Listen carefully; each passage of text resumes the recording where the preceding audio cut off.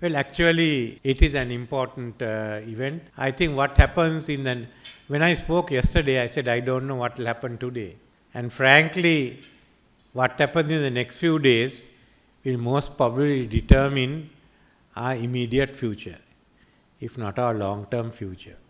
When Hamas attacked Israel, all our sympathies were with Israel. Sri Lanka, which had always supported Palestine, said no, this has to be condemned. So did many others. Then Israel, it took a day or two because I think firstly before the survival of Israel was the survival of Netanyahu government. So, but by the time he got his act together, it was a question of going into Gaza. And the bombing of Gaza began. So there have been many questions. There were those who felt, most probably in most of the Middle East, other Muslim countries, that Israel should be condemned. And others said, no, Israel has suffered, let's see what this means. So the bombing is over now. In the meantime, Secretary of State Blinken went in there.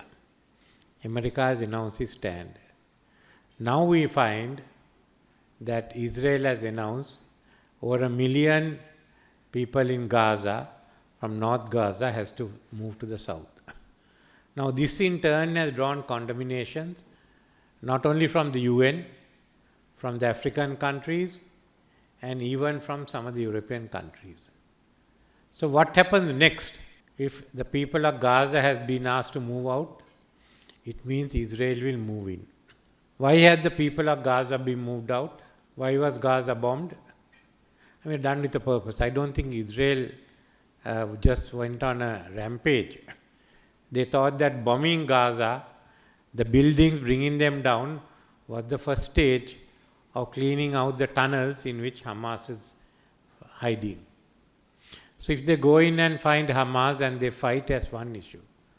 What happens if they go in and find that the Hamas is missing?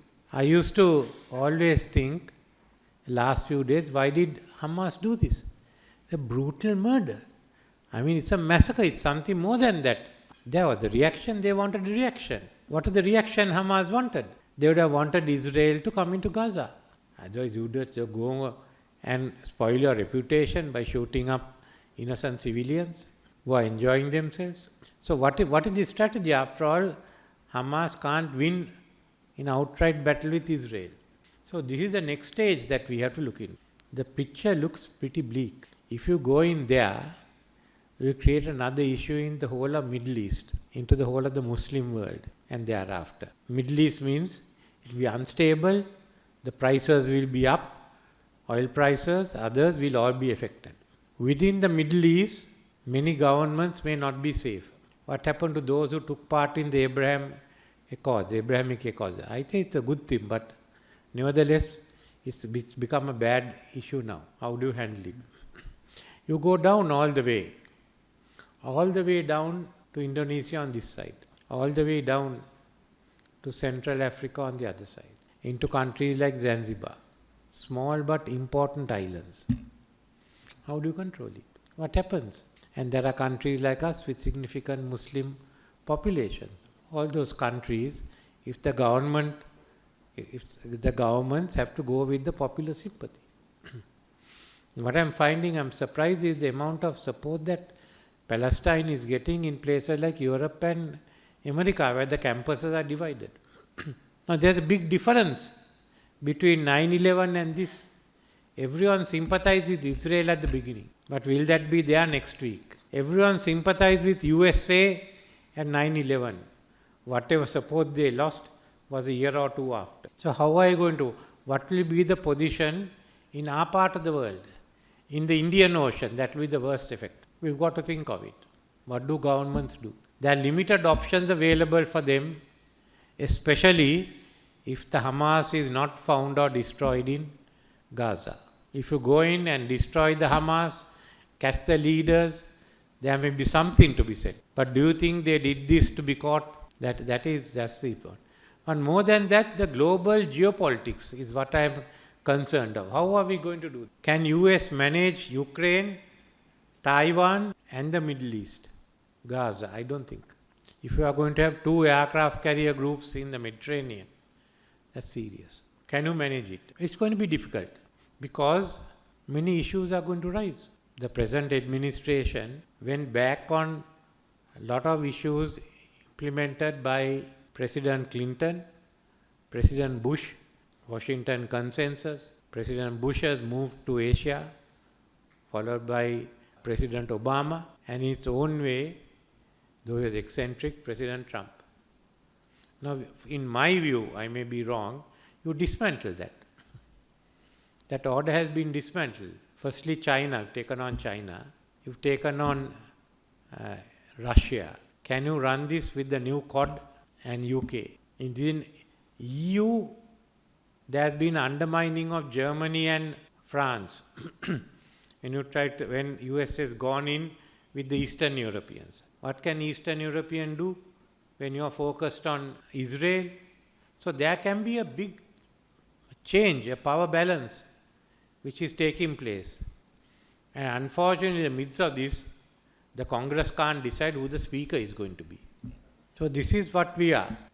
If these actors, then the others will go on their own. US, I won't say it's primus inter pares, is not first among equals, is first among unequals. So you got to, are you going to maintain that position or not? Because if these attacks take place, and especially you don't find the Hamas leaders, and I'm of the view that Hamas should be punished. I'm not one who says it shouldn't be. The Hamas don't find the leaders. What is the consequence for the global economy, for the geopolitics? I mean, it's going to change. It's no longer a unipolar world. It's not a bipolar world. You need so many other factors. You can't ignore Asia. In the Indian Ocean, we count. So how are you going to manage?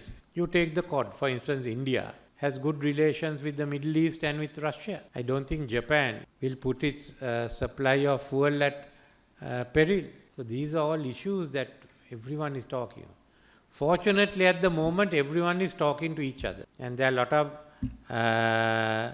backstage diplomacy that's going on. But what will happen once the Israeli army moves into Gaza, and especially if you don't find the Hamas leadership, is the $64 trillion question. I can't tell you what it is. But this can change the world, global order. It can bring in other players.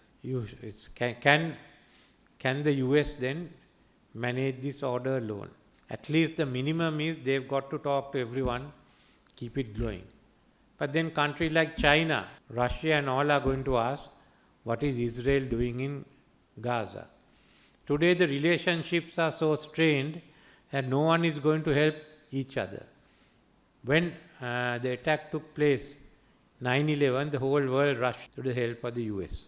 I don't see that now. Each one is looking at their own interests and how they are going to survive. So you can find that global order which has been functioning in different ways for the last 50, 60 years as bipolar or unipolar, no longer responding.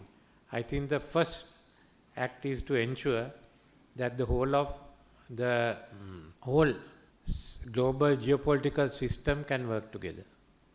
I am surprised at some of the reactions that are taking place in different parts of the world. But those extreme reactions should not be allowed to hold sway, whether it's among the Islamic world or among the Israelis and the Jews or among the West.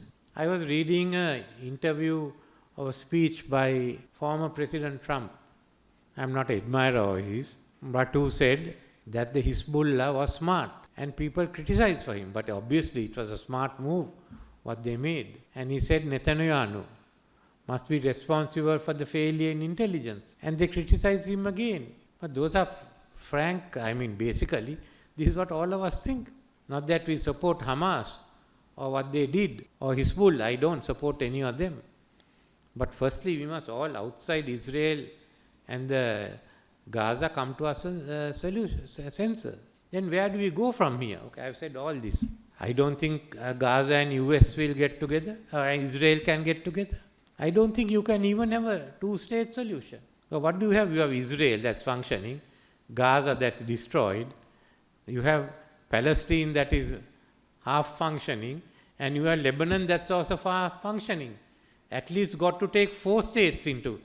If you are going to look for a solution, establish 4 states, not for 2. And you got to think of Syria beyond that. So I think all I can say is it's time we started thinking anew. Going along the old grooves will not help us. Whichever way the events turn out in the next few days. Thank you.